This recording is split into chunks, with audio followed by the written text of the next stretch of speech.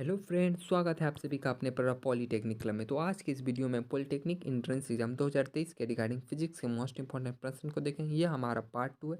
इसमें सभी प्रश्न जो आपके लिए गए प्रीवियस ईयर और एक्सपेक्टेड प्रश्न को मिश्रण है, तो आप पूरे सेशन को जरूर देखिए और मिस मत कीजिएगा। और दोस्तों, यदि आप ऐसे प्रश्नों का पीडीएफ चाहते हैं तो टेलीग्राम चैनल को ज्वाइन करें। आपको वहाँ पे बिहार पॉलीटेक्निक के प्रीवियस ईयर प्रश्न देखने को भी मिलेंगे। तो चलिए दोस्तों, हम लोग शुरू करते हैं अपने इस सेशन को। देखिए, पहला प्रश्न आपसे पूछा गया है। पहला प्रश्न में आपसे बोल रहा है, एक अवतल दर्पण की फोकस दूरी यानी एफ बराबर आपको कितना दिया गया है, 10 सेंटीमीटर दिया गया। और आपसे उसकी वक्रता त्रिज्या आर पूछ रहा है। तो आपको फॉर्मूला एक पता होगा, एफ इक्वल टू हमारा क्या होता है, R/2 होता है। तो जल्दी से आप लोग सभी इस प्रश्न पे हमारे इस क्वेश्चन को सॉल्व करिए। तो चलिए दोस्तों, हम लोग शुरू करते हैं अपने इस सेशन को। पहला प्रश्न आपसे पूछा गया है, एक अवतल दर्पण की फोकस दूरी यानी कि एफ इक्वल टू हमारा हमारा कितना। पहला प्रश्न आपको यहाँ पे दिया गया है, एक अवतल दर्पण की फोकस दूरी कितना दी है, फोकस दूरी 10 सेंटीमीटर दी, उसकी वक्रता त्रिज्या आपसे पूछेगी। पहला प्रश्न देखिए आपसे क्या पूछा गया। पहला प्रश्न आपसे बोल रहा है, एक अवतल दर्पण की फोकस दूरी 10 सेंटीमीटर और उसकी वक्रता त्रिज्या आपसे पूछी गई। फोकस दूरी बोले तो एफ बराबर हमारा 10 सेंटीमीटर दिया गया और आपसे आर पूछ रहा है, यानी उसकी वक्रता त्रिज्या क्या होगी। तो हम लोग भली बात ही जानते हैं, एफ इक्वल टू हम लोगों का क्या होता है, एफ इक्वल टू हमारा R/2 होता है। तो एफ हमारा क्या दिया गया, 10 दिया गया और हमारा आर आपसे पूछ रहा है। तो आर हमारा इधर ही रहेगा, 2 से हम लोग 10 में मल्टीप्लाई करेंगे, यानी आर बराबर हमारा 20 सेंटीमीटर आ जाएगा। यानी करेक्ट आंसर बोले तो हम लोगों का ऑप्शन नंबर बी हो जाएगा। आई होप कि आप लोग सभी ने कमेंट में सही आंसर दिए होंगे। नेक्स्ट प्रश्न आपसे पूछा गया, प्रावर्तन के नियम से निर्धारित होता है। आपको बताना है प्रावर्तन के नियम से यहाँ पे कौन सा कंडीशन सही हुआ। तो प्रावर्तन के नियम से हम लोग जानते हैं कि प्रावर्तन कोण और आपतन अपवर्तन कोण दोनों हम लोगों का इक्वल होता है, यानी कि ऑप्शन नंबर बी हम लोगों का करेक्ट आंसर हो जाएगा। अब हम लोग चलते हैं प्रश्न नंबर 3 पे। प्रश्न नंबर 3 में देखिए आपसे क्या पूछा गया। प्रश्न नंबर 3 आपसे करा है, निम्न में से कौन बायोगैस का स्रोत नहीं।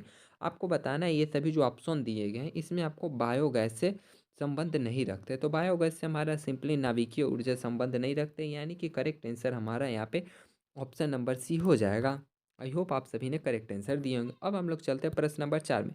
प्रश्न नंबर 4 में देखिए आपसे क्या पूछा गया, नाभिकीय विखंडन को नियंत्रित करने के लिए हम लोग जानते हैं कि जो हम लोग का नाभिकीय विखंडन होता है वो एक तरीके से अनियंत्रित होने लगता है। तो उसे हम लोग नियंत्रित करने के लिए किस छड़ का उपयोग करते हैं, लोहे की छड़ के या फिर स्टील की छड़ का या फिर कैडमियम की छड़ का या फिर एल्युमिनियम की छड़ का। तो इसका करेक्ट आंसर हमारा हो जाएगा ऑप्शन नंबर सी, यानी हम लोग की नाभिकीय विखंडन को नियंत्रित में करने के लिए हम लोग कैडमियम की छड़ का उपयोग करते हैं।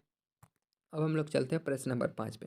प्रश्न नंबर 5 में देखिए आपसे क्या पूछा गया, जीवाश्म ईंधन का उदाहरण। आपको बताना है जीवाश्म ईंधन का उदाहरण कौन है, कोयला है या फिर लकड़ी है या फिर बायोगैस है। तो ये तीनों हमारे जीवाश्म ईंधन का उदाहरण हो जाते हैं, इसलिए हमारा option number D correct answer हो जाएगा, क्योंकि ये सभी हमारा जीवाश्म ईंधन का ही उदाहरण है। अब हम लोग चलते हैं अपने अगले प्रश्न पे। अगला प्रश्न देखिए आपसे क्या पूछा गया। अगला प्रश्न में बोल रहा है, कार्य करने की क्षमता को कहते हैं, कार्य करने की हम लोग क्षमता को क्या कहते हैं, तो कार्य करने की क्षमता को हम लोग ऊर्जा कहते हैं, यानी करेक्ट आंसर है यहाँ पे हमारा ऑप्शन नंबर सी हो जाएगा।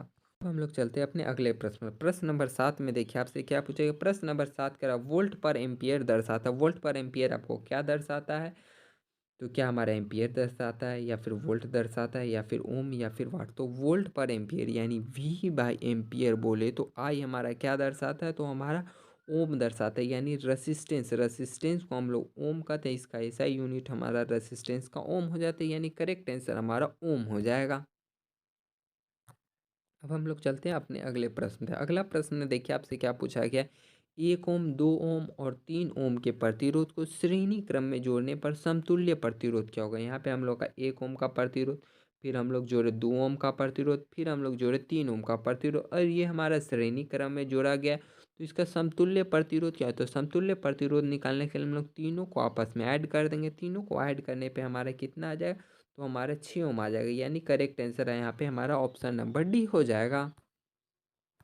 अब हम लोग चलते हैं प्रश्न नंबर 9 में। प्रश्न नंबर 9 में देखिए आपसे क्या बोला गया, टंगस्टन निम्नलिखित में से किस तापक्रम पे पिघलता है। आपको बताना है टंगस्टन का मेल्टिंग पॉइंट क्या है, यानी गलनांक बिंदु क्या है। इस तरीके से भी आपको क्वेश्चन घुमा के पूछा जा सकता है। तो इसका करेक्ट आंसर हमारा हो जाएगा 3500 डिग्री सेल्सियस इसका गलनांक बिंदु हो जाता है, या फिर बोले तो मेल्टिंग पॉइंट हो जाता है, यानी इस तापक्रम पे ये हमारा पिघल जाता है टंगस्टन।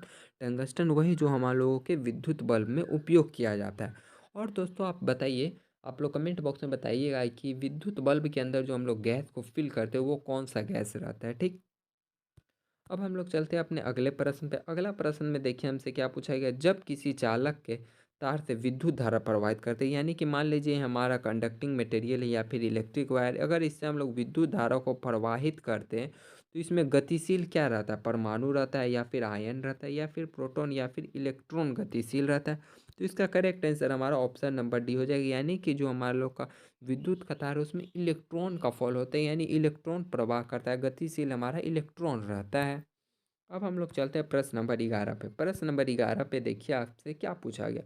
पूछ रहा है विभवांतर का मात्रक होता है। आपको बताना है विभवांतर को हम लोग किस में मेजर करते हैं, यानी कि इसका यूनिट क्या है। तो विभवांतर का ऐसा यूनिट हम लोग के बोले तो वोल्ट हो जाता है, यानी वोल्ट हम लोग का विभवांतर का मात्रक है। वहीं पे ओम हमारा रेसिस्टेंस का हो जाता है, यानी आर का हो जाता है। एम्पियर हम लोगों का करंट का हो जाता है। इसलिए आप लोग इसे अच्छे से याद जरूर रखिएगा, एक यूनिट आपके एग्जाम में जरूर रहेंगे। अब हम लोग चलते हैं प्रश्न नंबर 12 में। प्रश्न नंबर 12 देखिए आपसे क्या पूछेगा। प्रश्न नंबर 12 आपसे कर रहा है विद्युत बल्ब में कौन सी गैस भरी रहती है। विद्युत बल्ब में कैसी गैस भरी रहती है, निर्वात रहती है या फिर निर्वात तो नहीं रहती, हम लोग जानते हैं कोई ना कोई तो गैस फिल रहती है। दूसरा क्या वायु से भारी गैस रहती है या फिर निष्क्रिय गैस भरी रहती है। तो जी हाँ, हम लोग की निष्क्रिय गैस ही भरी रहती है, यानी ऑप्शन सी हम लोगों का करेक्ट आंसर हो जाएगा। अब हम लोग चलते हैं अपने अगले प्रश्न पे। अगला प्रश्न देखिए आपसे पूछा गया है, भारत में उत्पादित प्रत्यावर्ती धारा बोले तो एसी करंट यानी अल्टरनेटिंग करंट की आवृत्ति यानी कि फ्रीक्वेंसी कितनी होती है। तो इसकी फ्रीक्वेंसी हम लोग की 50 हर्ट्ज होती है, यानी एसी करंट जो हम लोग का प्रोड्यूस होता है इंडिया में हो हमारा 50 हर्ट्ज पे होता है। अब दोस्तों एक आंसर आप लोग कमेंट बॉक्स में ज़रूर बताइए, आवृत्ति का एसआई मात्रक क्या होता है। आप लोग को बताना है आवृत्ति का एसआई मात्रक क्या होता है, कमेंट बॉक्स में आप लोग जरूर लिखिएगा। अब हम लोग चलते हैं अगले प्रश्न पे। अगला प्रश्न में देखिए आपसे क्या पूछा गया, मानव नेत्र के किस भाग पर किसी वस्तु का प्रतिबिंब बनता है। ये आपका आँख है, तो आँख के किस भाग पे वस्तु का प्रतिबिंब बनता है, कॉर्निया पे बनता है या फिर परितारिका पे या फिर पुतली पे प्रतिबिंब बनता है या फिर रेटिना या दृष्टि पटल। तो ऑप्शन नंबर हमारा डी करेक्ट आंसर है। हम लोग का जो प्रतिबिंब होता है आँख के रेटिना या फिर दृष्टि पटल पे बनता है। आई होप आप सभी ने बिल्कुल सही जवाब दिए होंगे।